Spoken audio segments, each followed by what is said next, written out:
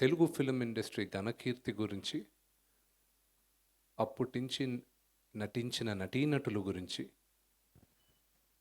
వాళ్ళని గుర్తు చేసుకుంటూ ఒక నవతి ఉత్సవం చేయాలని మేము అనుకున్నాం. దాని తర్వాత అనేక కారణాల వల్ల అది మాకు పుష్ అవుతుంది. ఎందుకంటే we couldn't find the right partners. ఏదైనా స్టార్ట్ చేస్తే నంబర్ వన్గా ఉండాలి, లేకపోతే చేయకూడదు అనే ఉద్దేశం నాకుంది.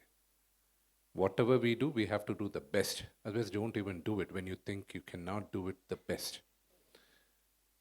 సో ఆ ఎపిసోడ్లో మేము చాలా దగ్గరలో మాట్లాడడం, ఇప్పుడు ఇక్కడ చేయాలా, ఎక్కడ చేయాలి, మనకి ఇక్కడ చేస్తే ఎంత డబ్బు వస్తుంది, బయట చేస్తే ఎంత డబ్బు వస్తుంది అన్నీ మాట్లాడుతూ, దీనికి ముందున్న ప్రెసిడెంట్స్ కూడా ఎంతోమంది సక్సెస్ఫుల్గా ఫండ్ రైజింగ్ ఈవెంట్స్ చేస్తున్నారు.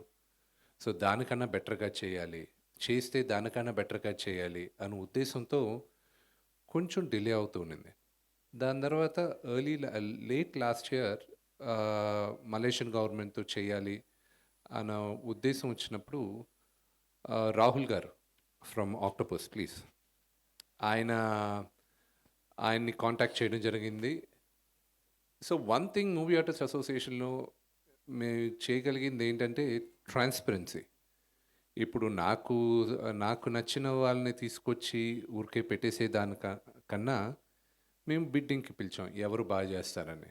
దాని తర్వాత వాళ్ళని వెట్ చేసిన తర్వాత ఓకే ఈయనే బెస్ట్ అని మేము అందరూ నిర్ణయించుకొని అప్పుడు ఆయనకి పిలిచి మీరు వెళ్ళి తీసుకురండి, మీరు ఎవరెవరికి కుదురుతుందో ఎవరు బెస్ట్ పార్ట్నర్స్ తీసుకురండి, tie up చేసుకురండి. See, I'll tell you one thing about Mr. Kamal Nath. You know, a few years back I was filming in Malaysia and అప్పుడు నాకు ఒక యాక్సిడెంట్ జరిగింది అక్కడ. ఆ ప్రొడక్షన్ మొత్తం కరెక్ట్గా నాకు యాక్సిడెంట్ అవ్వడం, అందరూ ఎక్కడెక్కడికి క్యాసినోకి వెళ్ళిపోదాం, ఎప్పుడెప్పుడు హాలిడేకి వెళ్ళిపోదాం అని రాత్రికి జంప్. లక్కీగా అప్పుడు మన ఫ్యామిలీ వీసాలన్నీ రాత్రి ఇమ్మీడియట్గా వీసాలు వేసుకొని ఆ రోజు రాత్రి వచ్చింది. ఆ రోజు I was at the hospital. Kamalnath Garki, we didn't inform Mr. Kamalnath that I had met with an accident. But the very next day, when father had come, he reached out to Mr. Kamalnath and said, I'm here in KL, my son met with an accident. And the next thing I knew that even before I could wake up, he was there at the hotel. They had discharged me from the hospital. He came straight to the hotel. And he was like, what is this? Why didn't you tell me? Who were the doctors? Sir, all my life I'll never forget the love and affection you showed me that day, and thank you for making sure that, you know, I got back home safe. So the relationship with Mr. Kamalnath goes way back, and the first phone call I got from Mr. Kamalnath is that, Vishnu, someone is representing, the Movie Artists Association. Is it genuine? Is it correct? I said, yes, sir, I'm the president. And we are reaching out to thing, and I would, he said, well, if you're there, then we definitely consider looking at it and doing it. Let me talk to the concerned people.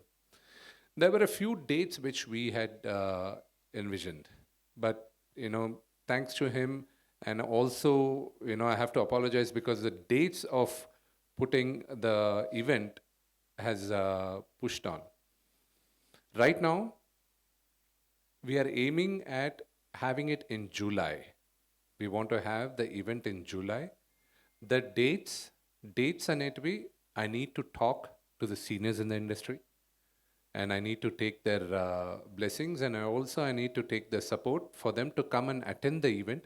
There are 2 dates available in July, which the stadium, which the government is willing to come and support us, is available on these 2 dates. So after talking to all the stakeholders of the Telugu film industry, especially the actors, we will be announcing the date very soon. So ఆ 2 డేట్స్లో ఏది best అనేది పెద్దవాళ్ళందరినీ కనుక్కొని వాళ్ళతో చర్చించి మేము ఆ date త్వరలో announce చేస్తాం. తెలుగు సినిమా మ్యాన్ ఇప్పుడున్న this is probably the golden era. This is a fantastic time. And ఈ టైంలో మేమందరం ఇక్కడ తెలుగు నటీనటులుగా ఉండేది చాలా గర్విస్తున్నా. ఒకసారి రాఘవేంద్ర గారు మా నాన్నగారు మాట్లాడేటప్పుడు వాళ్ళు ఏదో సందర్భంగా వచ్చి మమ్మల్ని అందరిని భయంకరంగా తిట్టాడు. నేను నేను రెగ్యులర్‌గా దొరుకుతుంటా గదా! రాఘవేంద్రంలే మీదంతా ఒక జనరేషన్ రా మీది.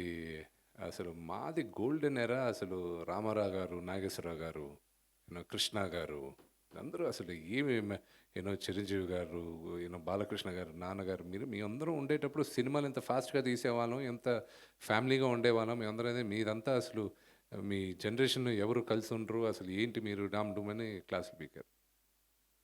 నేను ఆ తరంలో పుట్టినవాడిని నేను. అంటే చిన్నప్పటి నుంచి ఆ తరం అంతా చూసుకొని ఇప్పుడు ఈ తరంలో నేను నటుడుగా నేను ఇక్కడున్నా.